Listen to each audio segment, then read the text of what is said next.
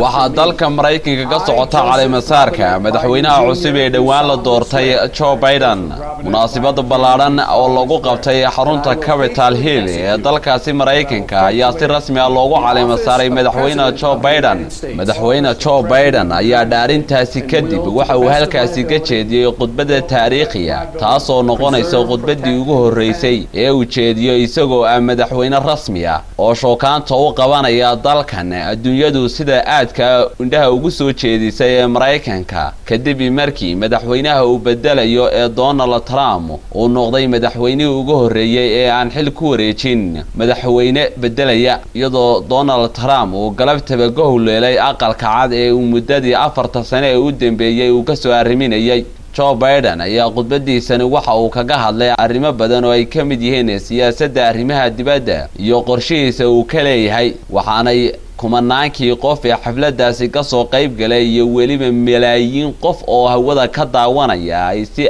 aad dhegta ugu taagayaan qodobada uu taaban doono ee uu kaga hadlayo qudbadiisana taariikhiga Joe Biden madaxweynahani 46aad ee dalka Mareykanka ayaa waxa madaxweyne ku-xigeen oo taariikhda u galaysa gabadha kaliya ee Mareykanka soo martay ee madaxweyne ku-xigeen ka noqotay dalkaasi Mareykanka ee la yiraahdo Kamala Harris oo noqonaysa madaxweyne ku-xigeenkii ugu horeeyay ee gabadha ee Mareykanka ee ku fadhiisan doonta kursi madaxweyne ku-xigeen gabadha ay ku fadhiisato taariikhda abida dalka Mareykanka taasi oo dhiirigelin u noqotay dumar badan oo dalkaasi Mareykanka siyaasadihiisa ku jira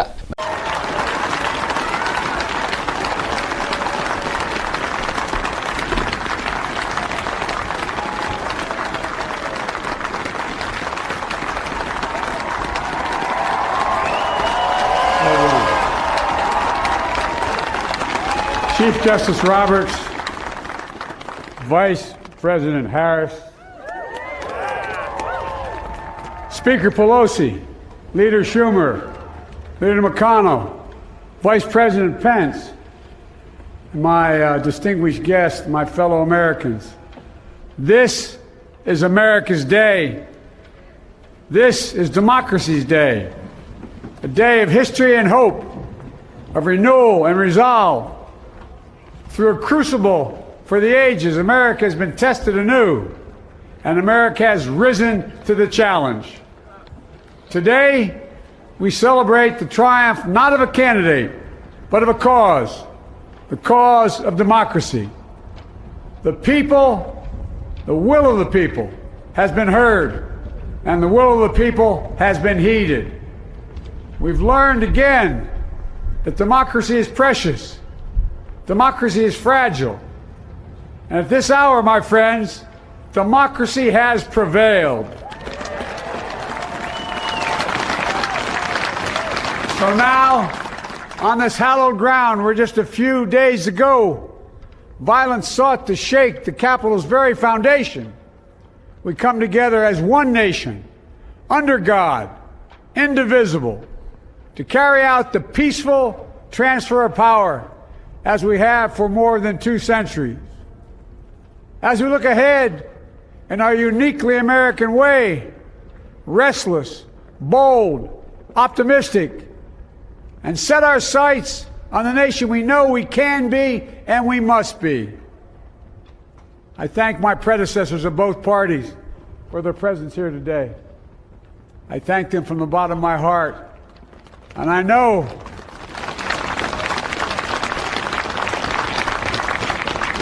the resilience of our Constitution and the strength of our nation, as does President Carter, who I spoke with last night, who cannot be with us today, but whom we salute for his lifetime in service.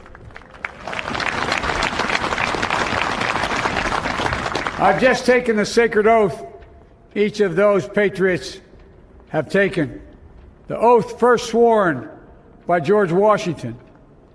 But the American story depends not on any one of us, not on some of us, but on all of us, on we the people who seek a more perfect union. This is a great nation. We are good people. And over the centuries, through storm and strife, In peace and in war, we've come so far, but we still have far to go. We'll press forward with speed and urgency, for we have much to do in this winter of peril and significant possibilities. Much to repair, much to restore, much to heal, much to build, and much to gain. Few people in our nation's history have been more challenged or found a time more challenging or difficult than the time we're in now. Once-in-a-century virus that silently stalks the country.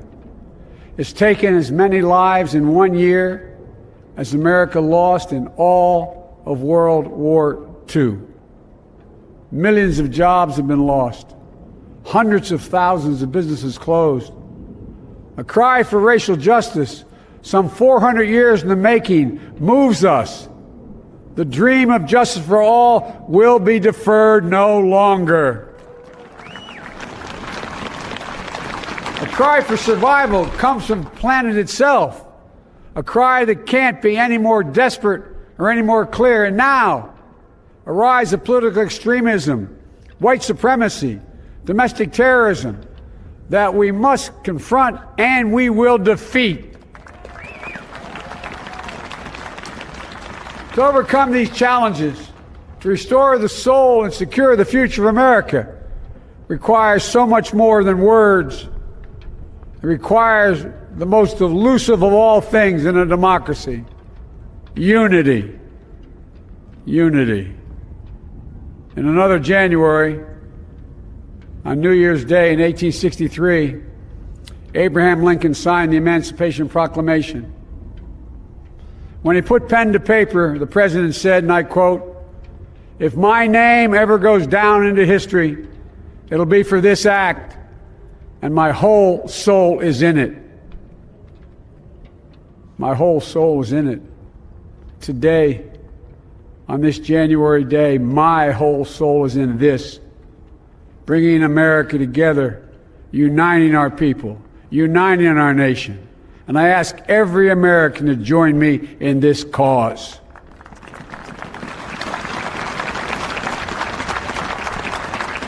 Uniting to fight the foes we face: anger, resentment and hatred, extremism, lawlessness, violence, disease, joblessness, and hopelessness. With unity, we can do great things, important things. We can right wrongs. We can put people to work in good jobs. We can teach our children in safe schools. We can overcome the deadly virus. We can reward work and rebuild the middle class and make health care secure for all. We can deliver racial justice, and we can make America once again the leading force for good in the world. I know speaking of unity can sound to some like a foolish fantasy these days. I know the forces that divide us are deep and they are real. But I also know they are not new. Our history has been a constant struggle between the American ideal that we're all created equal and the harsh, ugly reality that racism, nativism, fear, demonization have long torn us apart. The battle is perennial, and victory is never assured. Through Civil War, the Great Depression, World War, 9/11, through struggle, sacrifice, and setbacks, our better angels have always prevailed. In each of these moments, enough of us have come together to carry all of us forward. And we can do that now. History, faith, and reason show the way of unity. We can see each other not as adversaries, but as neighbors. We can treat each other with dignity and respect. We can join forces, stop the shouting, and lower the temperature. For without unity, there is no peace, only bitterness and fury. No progress, only exhausting outrage. No nation, only a state of chaos. This is our historic moment of crisis and challenge. And unity is the path forward. And we must meet this moment as the United States of America. If we do that, I guarantee you we will not fail. We have never, ever, ever, ever failed in America when we've acted together. And so today, at this time, in this place, let's start afresh, all of us. Let's begin to listen to one another again, hear one another, see one another, show respect to one another. Politics doesn't have to be a raging fire, destroying everything in its path. Every disagreement doesn't have to be a cause for total war. And we must reject the culture in which facts themselves are manipulated and even manufactured.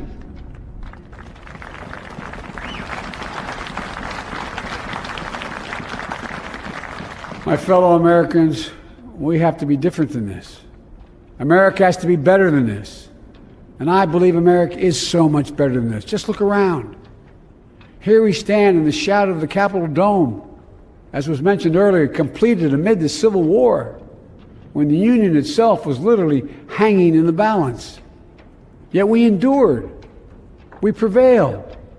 Here we stand, looking out on the great mall where Dr. King spoke of his dream. Here we stand where 108 years ago, at another inaugural, thousands of protesters tried to block brave women marching for the right to vote. And today, we mark the swearing in of the first woman in American history elected to national office, Vice President Kamala Harris. Don't tell me things can't change. Here we stand, across the Potomac from Arlington Cemetery, where heroes who gave the last full measure of devotion rest in eternal peace. And here we stand, just days after a riotous mob thought they could use violence to silence the will of the people, to stop the work of our democracy, to drive us from this sacred ground. It did not happen. It will never happen. Not today, not tomorrow, not ever. Not ever.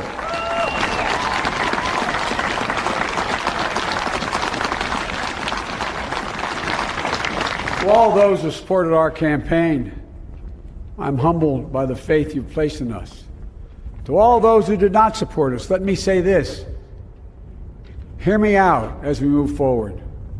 Take a measure of me and my heart. And if you still disagree, so be it. That's democracy. That's America. The right to dissent peaceably within the guardrails of our republic is perhaps this nation's greatest strength. Yet hear me clearly. Disagreement must not lead to disunion. And I pledge this to you. I will be a president for all Americans. All Americans. And I promise you, I will fight as hard for those who did not support me as for those who did.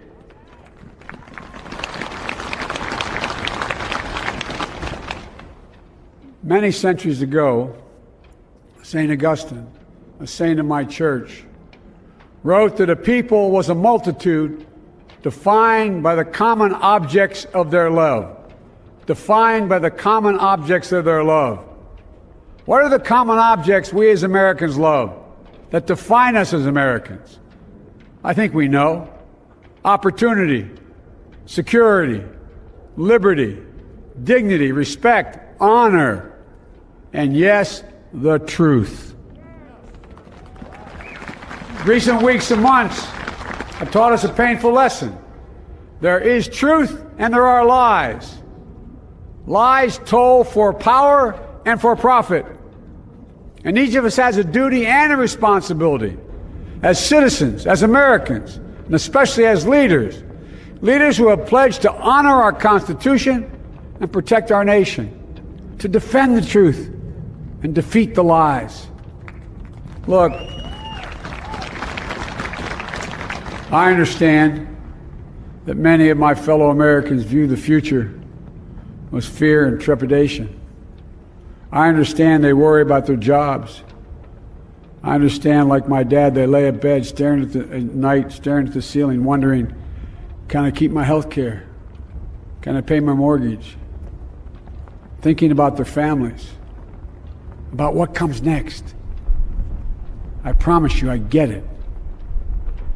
But the answer is not to turn inward, to retreat into competing factions, distrusting those who don't look like you, or worship the way you do, or don't get their news from the same sources you do. We must end this uncivil war that pits red against blue, rural versus urban, conservative versus liberal.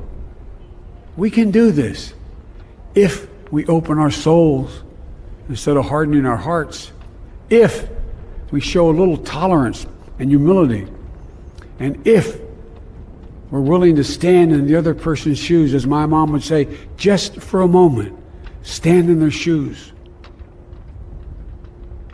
Because here's the thing about life. There's no accounting for what fate will deal you. Some days, when you need a hand.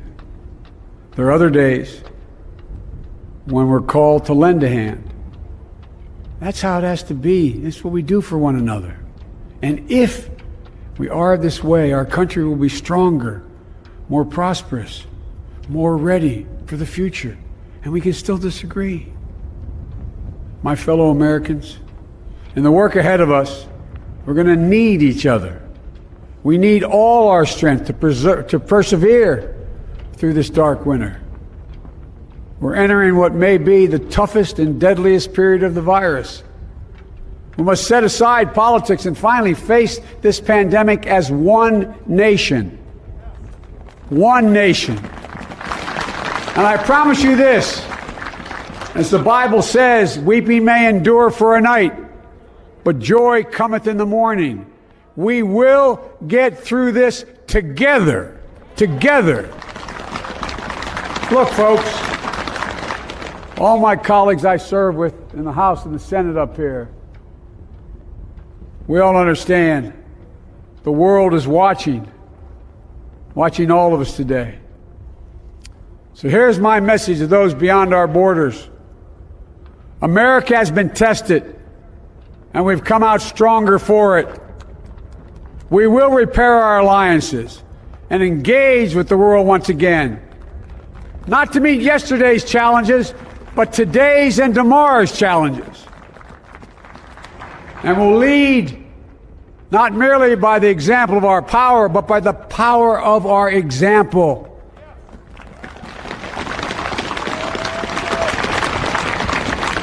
We'll be a strong and trusted partner for peace, progress, and security. Look, you all know we've been through so much in this nation. And my first act as president, I'd like to ask you to join me in a moment of silent prayer. Remember all of those who we lost in this past year to the pandemic. Those 400,000 fellow Americans, moms, dads, husbands, wives, sons, daughters, friends, neighbors, and co-workers. We'll honor them by becoming the people and the nation we know we can and should be. So I ask you, let's say a silent prayer for those who've lost their lives and those left behind, and for our country.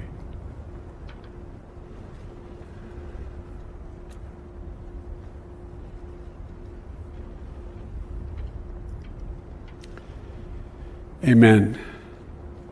Folks, this is a time of testing. We face an attack on our democracy and on truth, a raging virus, growing inequity, the sting of systemic racism, a climate in crisis, America's role in the world. Any one of these would be enough to challenge us in profound ways. But the fact is, we face them all at once, presenting this nation with one of the gravest responsibilities we've had. Now we're going to be tested. Are we going to step up, all of us?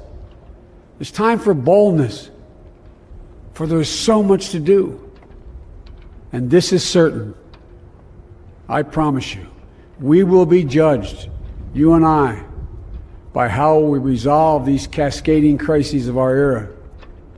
We will rise to the occasion is the question. Will we master this rare and difficult hour? Will we meet our obligations and pass along a new and better world to our children? I believe we must. I'm sure you do as well. I believe we will. And when we do, we'll write the next great chapter in the history of the United States of America, the American story. A story that might sound something like a song that means a lot to me. It's called American Anthem. There's one verse that stands out, at least for me, and it goes like this. The work and prayers of century have brought us to this day. What shall be our legacy? What will our children say? Let me know in my heart when my days are through.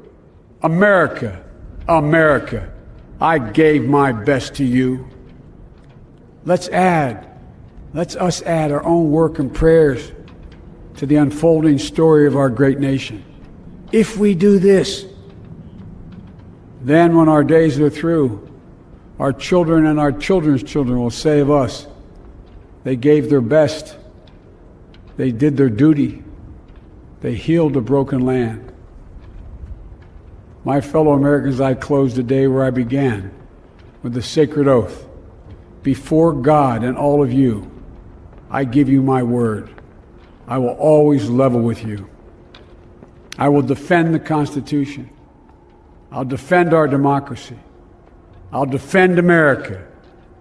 And I'll give all of you, keep everything I do in your service, thinking not of power, but of possibilities, not of personal interest, but the public good. And together, we shall write an American story of hope, not fear, of unity, not division, of light, not darkness, a story of decency and dignity, love and healing, greatness and goodness. May this be the story that guides us, the story that inspires us, and the story that tells ages yet to come that we answered the call of history. We met the moment. Democracy and hope, truth and justice did not die in our watch but thrived. That America secured liberty at home and stood once again as a beacon to the world. That is what we owe our forebears, one another, and generation to follow. So, with purpose and resolve, we turn to those tasks of our time, sustained by faith, driven by conviction, and devoted to one another and the country we love with all our hearts. May God bless America, and may God protect our troops. Thank you, America. waxay dad badan u dhigtaagayaan siyaasadaha cusub ee uu la iman doono madaxweynaha la doortay Mr. Joe Biden oo la sheegay inuu la iman doono siyaasad furfuran taasoo wajihi doonta dalkan Mareykanka ee ay ku nool yihiin kumanaan qof dalalka caalamkana la sheego inuu hormuudkiisa yahay